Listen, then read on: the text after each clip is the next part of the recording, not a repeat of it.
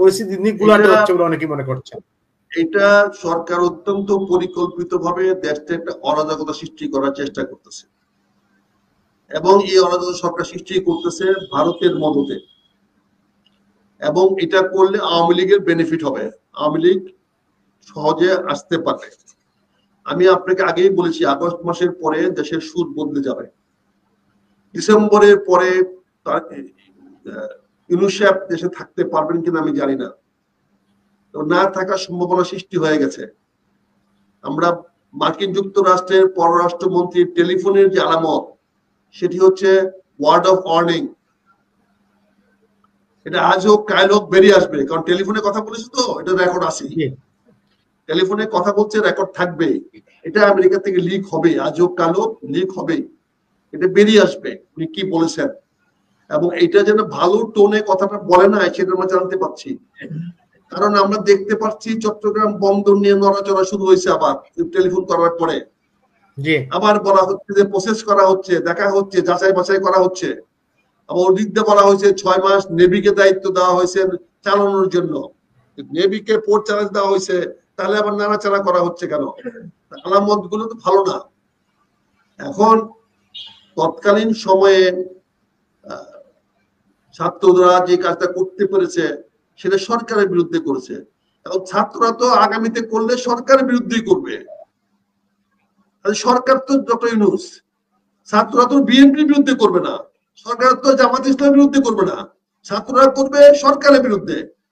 সরকারের বিরুদ্ধে সরকার যদি করে, আজ তারেক রহমান সাহেব যদি বলে যে না ভাই আপনার সঙ্গে আমি আর নাই, তাহলে কি অবস্থা হবে? তারেক রহমান সাহেব যদি বলে যে ভাই আমি তো আপনি বলছিলেন ফেব্রুয়ারিতে নির্বাচন দিবেন, দিলেন না, তা আমি আপনার সঙ্গে আর নাই, আমি আপনাকে বলছিলাম ব্যর্থ হতে দিব না, আমি আর পারলাম না আপনাকে, এখন ছাত্ররা আপনি সামলান।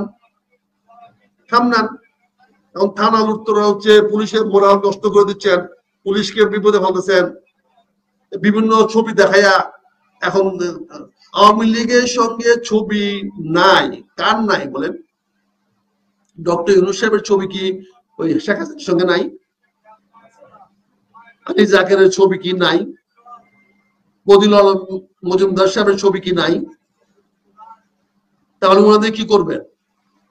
হয়তো তারেক রহমান সাহেবের ছবি নাই, সত্যবাক সত্য, কারণ ওই ছবি দেখার সুযোগ হয় নাই, কিন্তু বাকিদের ছবি তো আছে, বাকি সবার ছবি তো আছে আওয়ামী লীগের নেতাদের সঙ্গে। বলেন, আমরা কি আওয়ামী লীগের বাড়িতে বিয়ে শাদী খাইতে যাই নাই? আমাদের বাড়ি থেকে আওয়ামী লীগের নেতারা বিয়ে শাদী খাইতে আসে নাই? তাহলে কি বলেন, আমাদের আত্মীয় স্বজন কি হয় নাই? আত্মীয় স্বজন আছে না, বিয়ে শাদীর সম্পর্ক আছে না? বলেন, আওয়ামী লীগের ছবি থাকলে দলে থাকতে পারবে না, কমিটি থাকতে পারবে না। জামাতের লোকের ছবি নাই, বলেন, জামাতের আমিরের ছবি নাই, শেখ হাসিনার সঙ্গে দোয়া করে নাই, বলেন। এইগুলা এই সমস্ত মানে বাচ্চা ছেলে মেয়ে কথা বলে তো লাভ নাই, এই দেশটা সবার।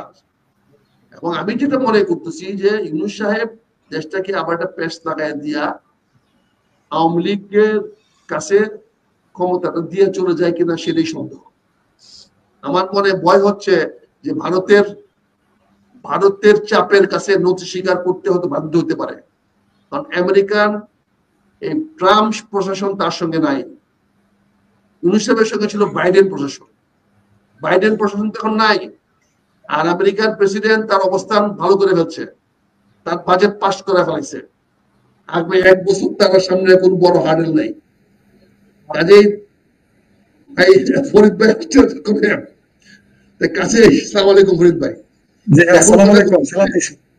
যে আমার মনে হয় যে আমার দেশে একটা অশনি সংকেত আছে, বুঝতে পারছেন না? অশনি সংকেত আছে আমার দেশে। আমরা উত্তর আকাশে কালো মেঘের ঘনঘটা দেখতে পাচ্ছি, এই ঘনঘটাটা হয়তো অগাস্টের পরে আবার বেড়ে যেতে পারে, অগাস্টের পরে হয়তো আবার নিয়ন্ত্রণের বাইরে চলে যেতে পারে।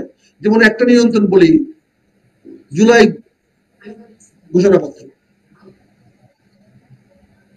এটা এই সরকার দ্বিতীয়বার জন্মগ্রহণ করতে পারে, কিন্তু জুলাই আগস্টে ঘোষণাপত্র দিতে পারবে না, এটা ঐক্যমত হওয়ার প্রশ্নই ওঠে না। জুলাই ঘোষণাপত্র হওয়ার ঐক্যমত হওয়ার প্রশ্নে উঠে না। কে ঐক্যমত হয় বলেন? এটা ড্রাফটিং কে করতেছে? আমি তো বারবার বলতেছি, জি এই জুলাই ঘোষণাপত্র আর ঐক্যমতের ঘোষণাপত্র কি এক হবে? যাচ্ছে জুলাই মাস চলে গেল, 1 তারিখে হওয়ার কথা ছিল, আজকে তো 4 তারিখ চলে গেল, দেখতে দেখতে চলে যাবে। আর কটা দিন সবুর করো, রসুন বলেছি কথা। বুমবারানি মাসি পিসির গল্প তো আমরা অনেক আগেই শুনেছি। আর কটা দিন সবুর করো, রসুন বলেছি। রসুন বলে আর কত দেখাবেন? এটা দারুণ আষাঢ় মাস, বুঝছেন? এই বানের পানিতে কে কোথায় ভেসে যায় বলা যায় না। সামনে আসতেছে শ্রাবণ, ঘোর শ্রাবণ বর্ষণ। এই বন্যায় কোথায় শুরু হয়, বন্যায় কোথায় নিয়ে যায়? আমরা বনবাসী দেশের লোক, এই জামালপুরের লোক বনবাসী জানেন। সকালে ঘুমাইছি বাড়ির সামনে শুকনা দেখে, সকালে দেখছি নৌকা তুলে পাচ্ছি না, ভাসতেছি বাড়িতে। কি হয়নি আমাদের দেশে?